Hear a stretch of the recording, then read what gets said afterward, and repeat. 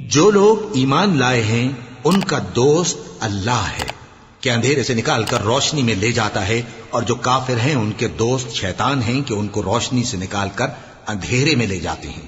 یہی لوگ اہل دوزخ ہیں کہ اس میں ہمیشہ رہیں گے۔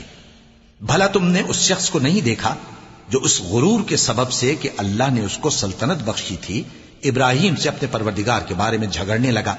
جب ابراہیم نے کہا میرا پروردگار تو وہ ہے جو زندگی دیتا ہے اور موت دیتا ہے، وہ بولا کہ زندگی اور موت تو میں بھی دے سکتا ہوں۔ ابراہیم نے کہا کہ اللہ تو سورج کو مشرق سے نکالتا ہے، آپ اسے مغرب سے نکال دیجئے۔ یہ سن کر وہ کافر ہکا بکا رہ گیا، اور اللہ بے انصافوں کو ہدایت نہیں دیا کرتا۔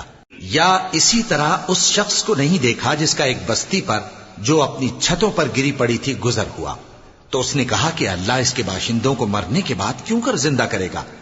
تو اللہ نے اس کی روح قبض کر لی اور 100 برس تک اس کو مردہ رکھا۔ پھر اس کو جلا اٹھایا اور پوچھا تم کتنا عرصہ مرے پڑے رہے ہو؟ اس نے جواب دیا کہ 1 دن یا اس سے بھی کم۔